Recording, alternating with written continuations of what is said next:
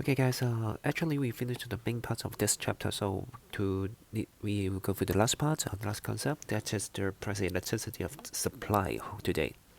Okay, this concept we are only focus on several things because it is very similar to elasticity of demand. It's just the supply side. So we just change the angle from consumer to the producers. That means the sellers. Okay, and here we try to find out how to calculate it. Okay, similar equation, and we try to find out the identify the types. Oh, not ED, but ES, elasticity of supply. Okay, so let's go. And okay, so for the definition, elasticity of supply, that means the responsive for the producer. Okay, not consumer this time. And how responsive is it? Okay, about the change of the price. Okay, so if how to calculate, it's very similar. The percentage change in quantity supply over the percentage change in price. Okay, so according to ED, the calculation is the percentage change in quantity demand over percentage change in price. Okay, so just similar. We change the quantity demand to quantity supply.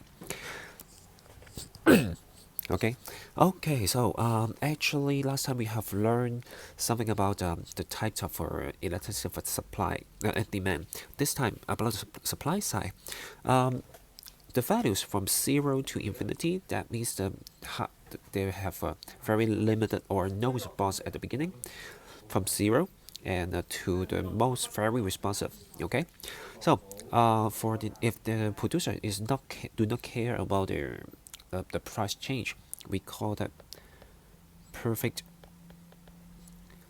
inelastic. Okay, that means the quantity supply will never change when price change. Okay, then for those producers, they have a little change about their in order in response to their price change, we call that inelastic. Inelastic supply, and that means the price change is more than the price change in quantity.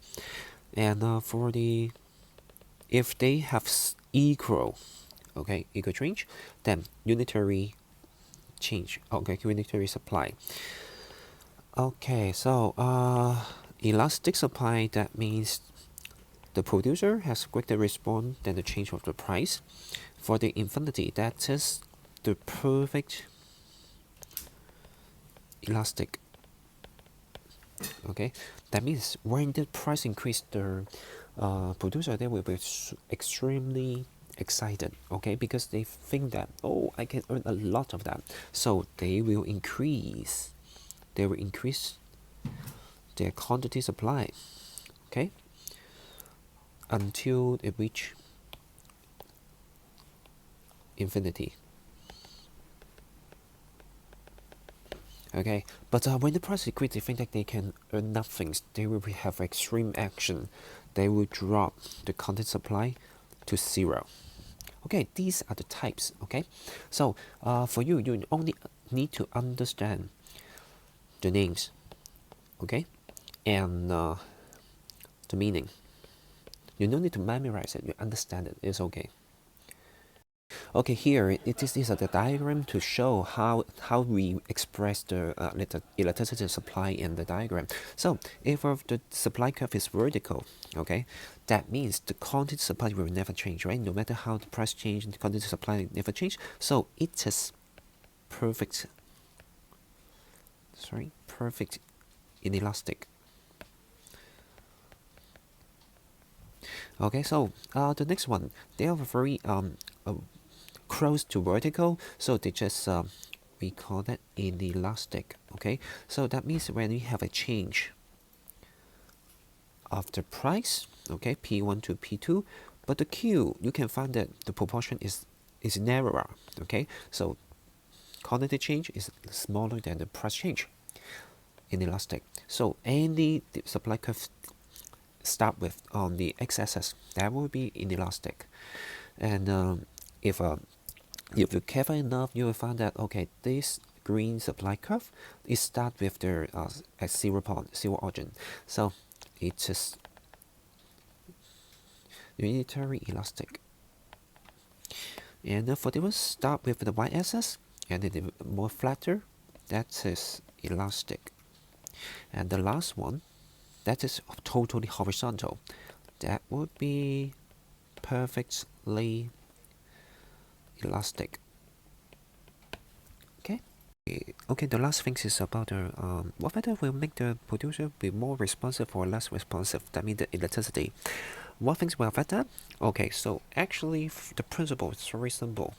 It's about the ability of adjusting the output level. Okay, to be common wordings. That means the producer, right? They can increase or decrease their of their production easily. Okay, may I have many stock of the materials, or is that easy to find the laborers to help me to increase the production? Okay, so let's go through these factors. So first thing is about the nature of the industry. Okay, we have two keywords. There's a capital intensive and labor intensive. Okay, so for capital intensive, that means they're using capital goods. Then that means using tools or using machine in the production. For example, making the cars, the airplane, or in a very heavy industry. Okay, so this kind of industry they're using machines, so it's not easy to buy. Okay, because it's expensive and need time to make it. Okay, but for the labor intensive, for example, the service industry or the restaurant, they are making food by the chef and the waiter and the waitress. Okay, so this kind of a labor intensive thing industry, they are easier. They're using people. They're using people. Okay, to make the goods or to provide the service. So easy to employ.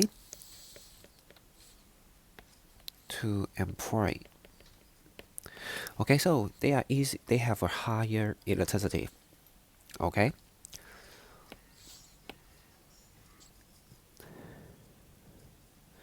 Okay, so labor intensive have less elastic than the labor.